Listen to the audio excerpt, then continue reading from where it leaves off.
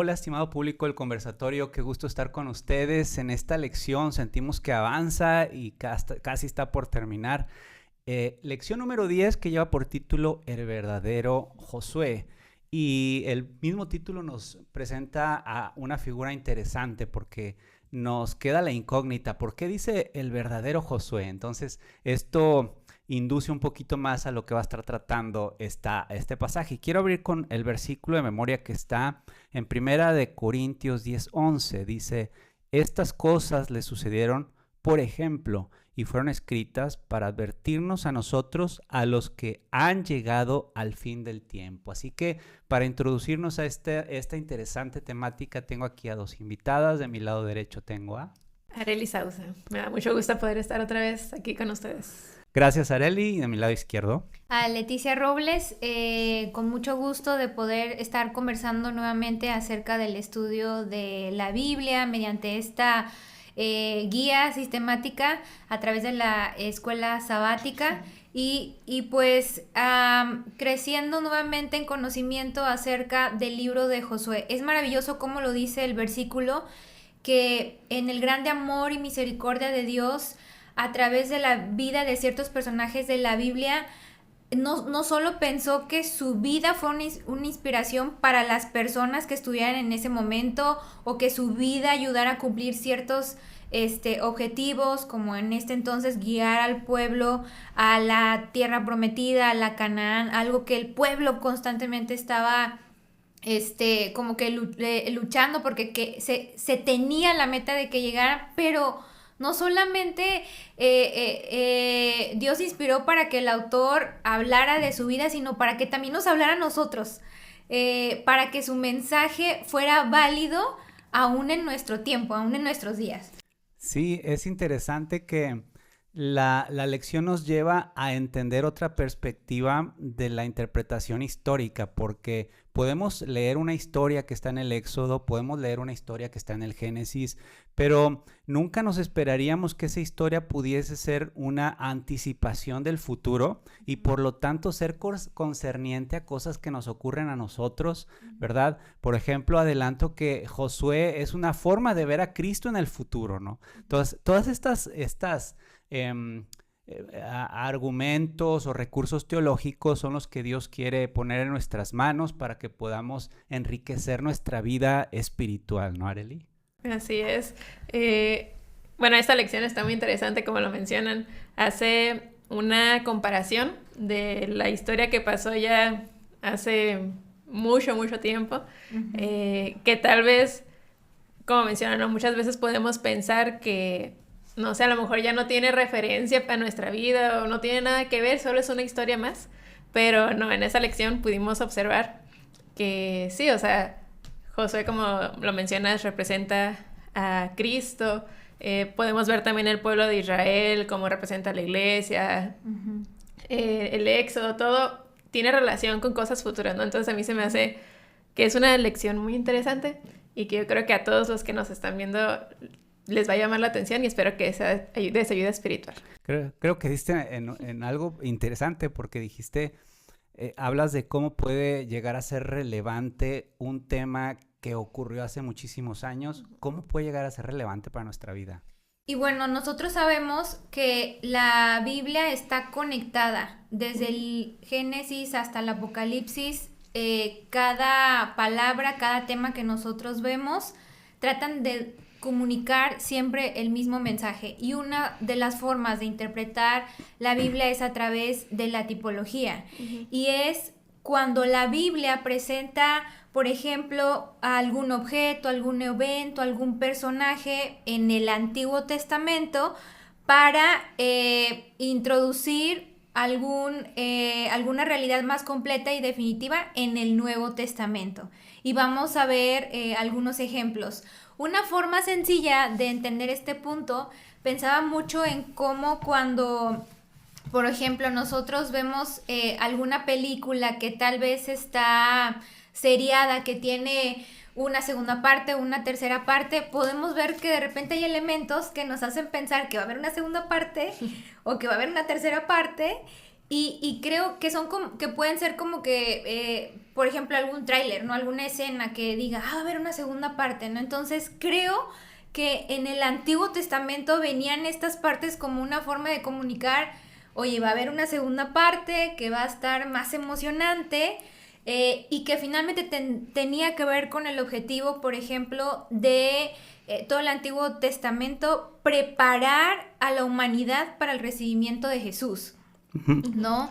Y recordarnos que la salvación está abierta para todos nosotros. Y no sé, me quiero adelantar, ya que estoy con la palabra, que, por ejemplo, uno de estos ejemplos de tipología es como cuando Adán y Eva, por instrucción de Dios, recibieron la indicación de ofrecer un sacrificio a través de un cordero, pero porque se iba sembrando la idea de que en algún momento alguien iba a venir a realizar ese sacrificio. Y realmente en el Nuevo Testamento, por ejemplo, cuando nosotros recordamos lo que dice San Juan 3:16, que de tal manera amó Dios al mundo que dio a su Hijo unigénito para que todo aquel que en él cree no se pierda, mas tenga vida eterna, pues es lo que se vivió en el Nuevo Testamento. Las personas que tuvieron el privilegio de ver a Jesús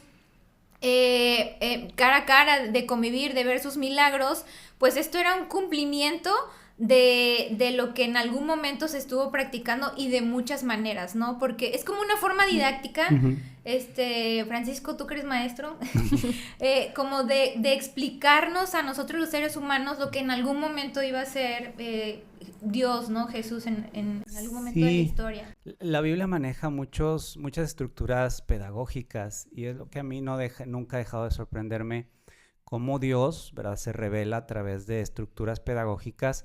Y pues hay ocasiones que tú quieres enseñarle a un niño algo o a un joven algo, y con ejemplos, con metáforas, con este tipo de recursos es como mejor aprendemos. Y Jesús y Dios en el Antiguo Testamento se ve que se esfuerza por hacerlo. De esa manera presentan, por ejemplo, en el Antiguo Testamento un corderito, y te dice que el corderito tenía que ser sin mancha, que el corderito tenía que ser de ciertas características, de un año.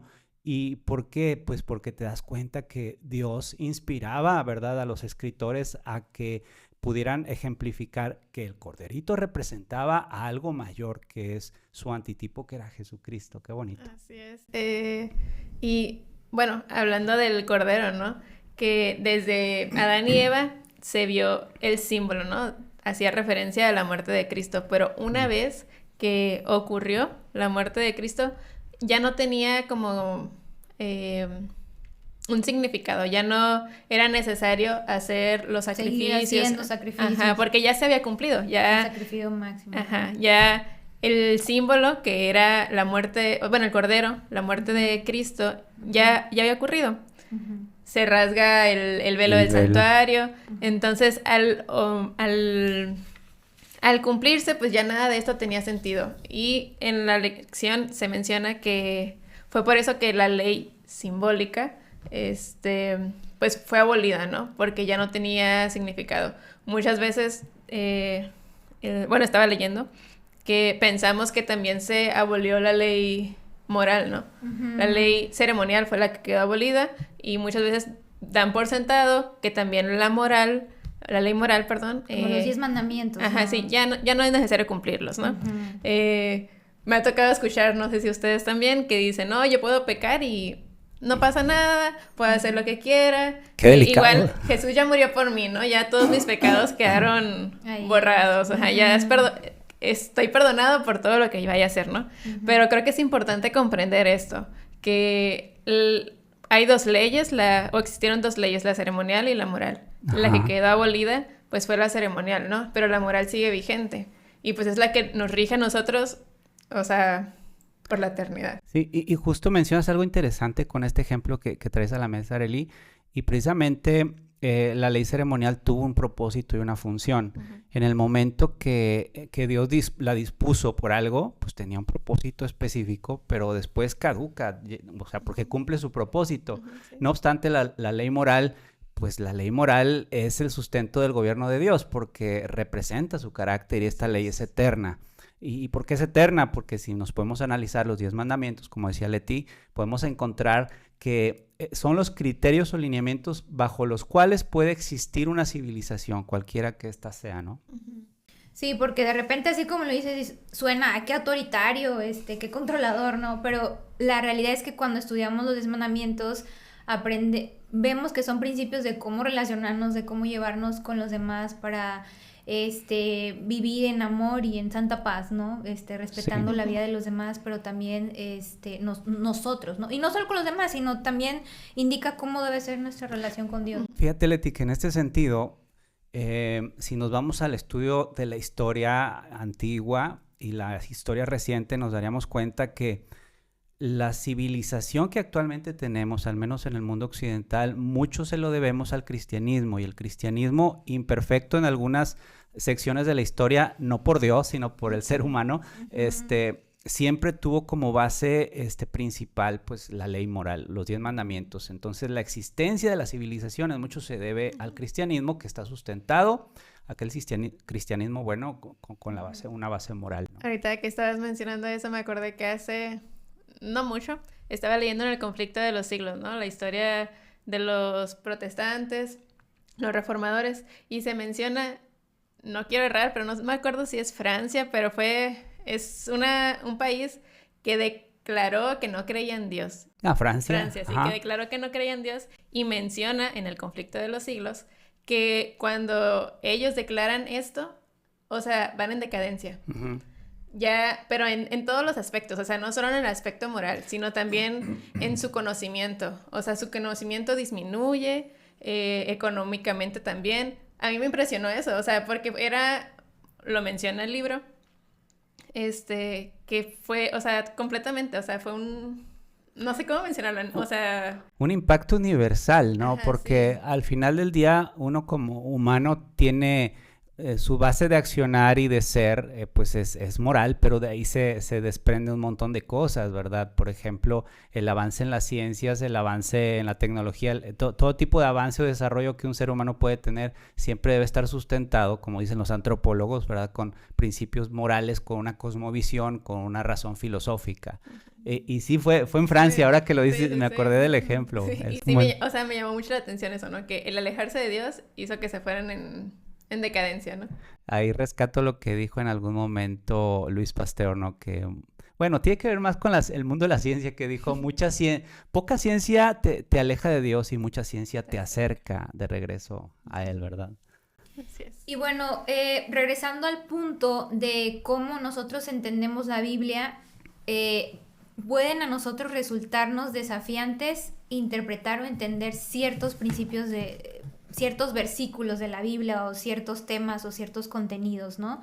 Y para eso tenemos el auxilio de la cristología, de la eclesiología, de la escatología. Y bueno, brevemente recordar que la cristología es aquella parte de la teología que desde la perspectiva bíblica nos enseña quién es Jesús y lo que ha hecho por nosotros.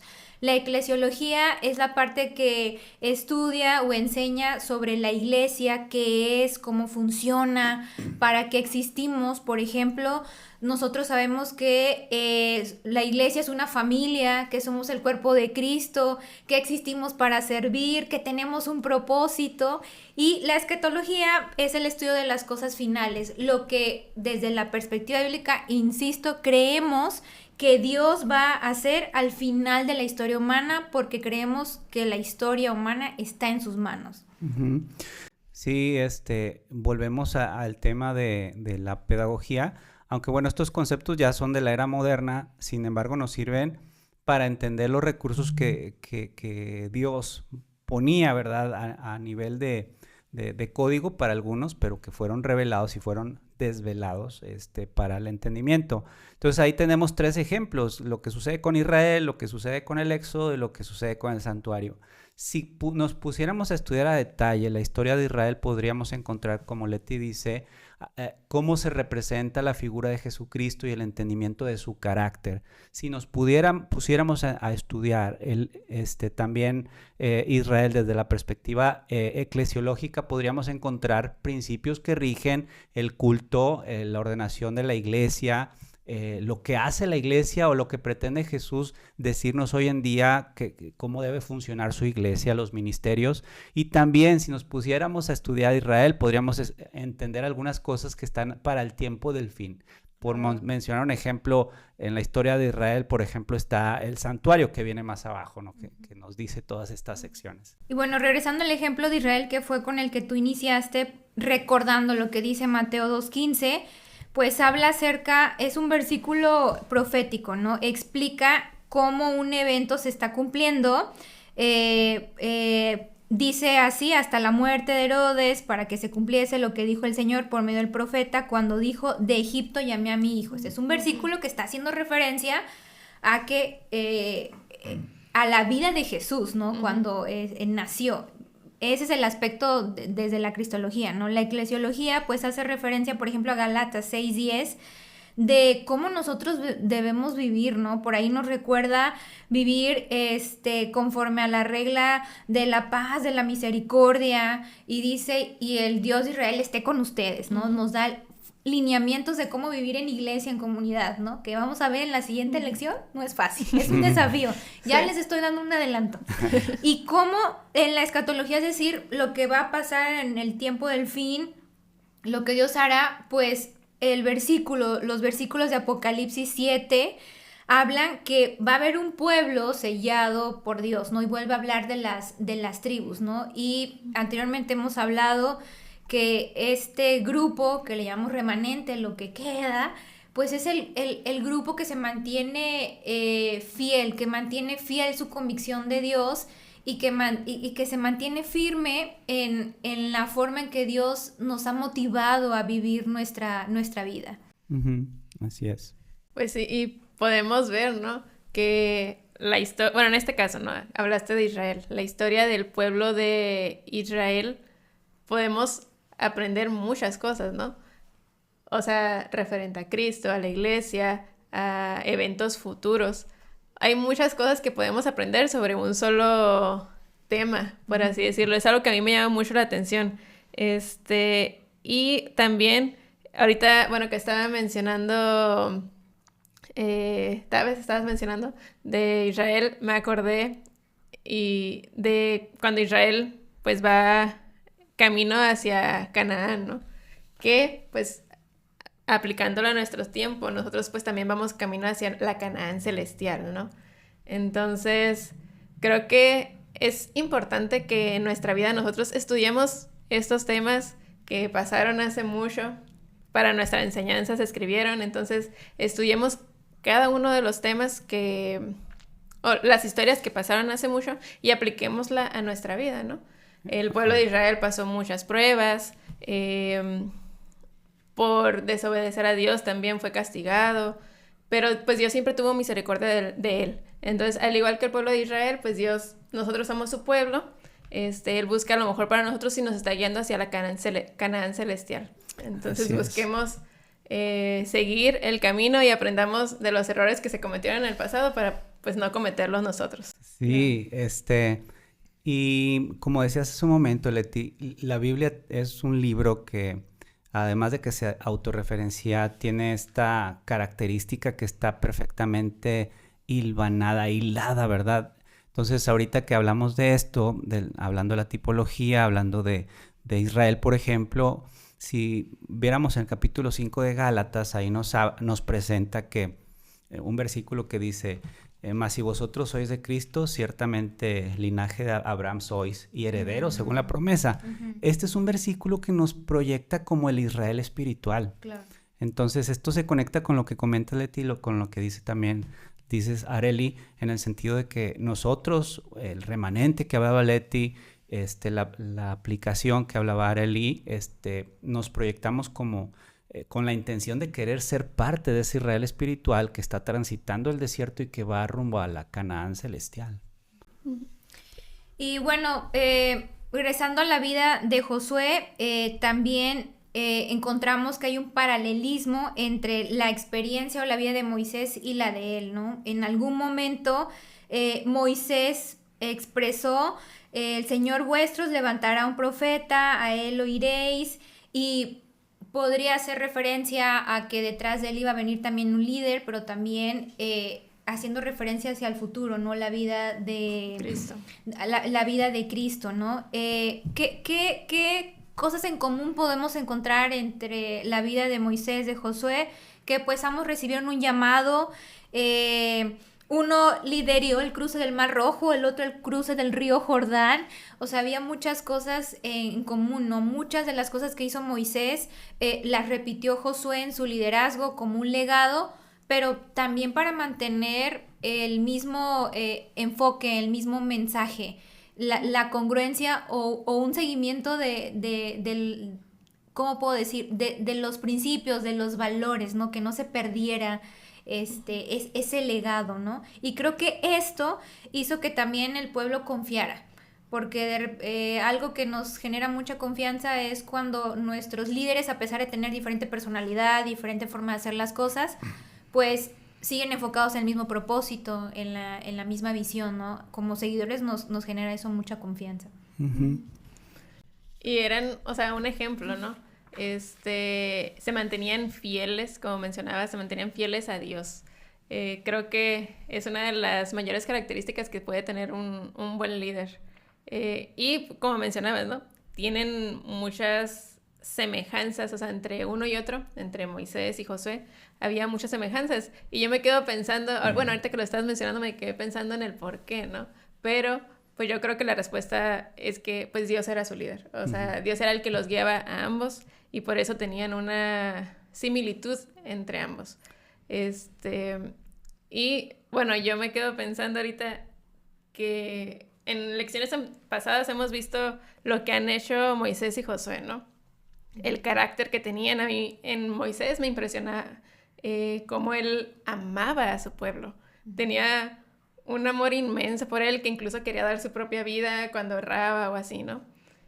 A mí me impresiona mucho y creo que me gustaría poder llegar a tener ese carácter de Moisés, igual de Josué. Entonces, si nosotros queremos llegar a ese punto, creo que debemos de hacer lo mismo que ellos hicieron, ¿no? Mantener nuestra fidelidad hacia Dios y, pues, serles fiel y permitir que Él sea nuestra guía y quien nos dirija.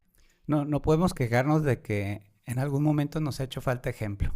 Uh-huh. O sea, ejemplo hay muchos en la Biblia y sorprende cómo Dios decidió a través del Antiguo Testamento mostrarnos estos paralelos entre la vida de Josué y Moisés.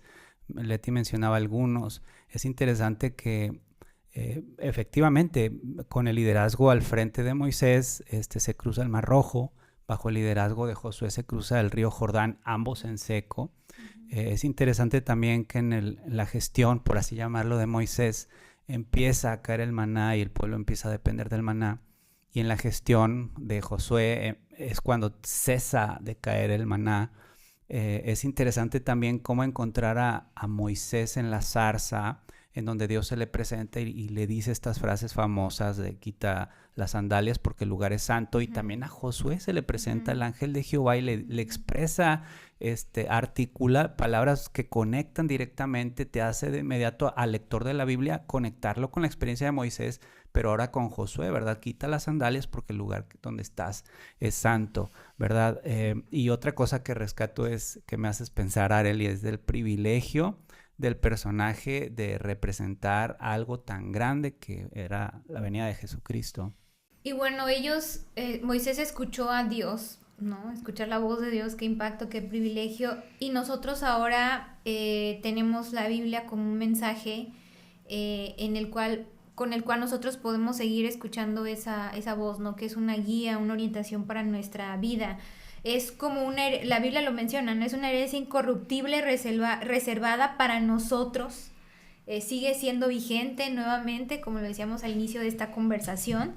Y porque queremos llegar a ser una familia con la familia celestial, ¿no? Tenemos esa esperanza de en algún momento encontrarnos con Jesús y vivir en el cielo, ¿no? Sí, y ahorita que estabas mencionando que Moisés habló con Dios, ¿no? Me acordé que mientras estaba estudiando la lección, recordemos la historia de Moisés, ¿no? Cuando subió al monte el monte Sinaí. Monte Oreb. Bueno, donde le dieron los 10 mandamientos. Ah, sí, Ajá. Sinaí. En el monte Sinaí, estuvo pues ahí 40 días, ¿no? Aparte de darle los 10 mandamientos, se menciona en el Espíritu de Profecía que Dios le empezó a hablar sobre sucesos que iban a acontecer en el tiempo del fin, ¿no? Estuvo ahí mucho tiempo platicando con Dios. Cuando desciende, no sé si recuerdan, que su rostro brillaba. Sí. Dice en el Espíritu de Profecía que él no se daba cuenta, no sabía por qué la gente se alejaba. Entonces, para poder tener el contacto con la gente, tuvo que cubrir su rostro para poder acercarse al pueblo. Uh-huh. Y hace una comparación también con Cristo. Cuando Cristo vino a esta tierra, él tuvo que poner a un lado su divinidad y vino como humano.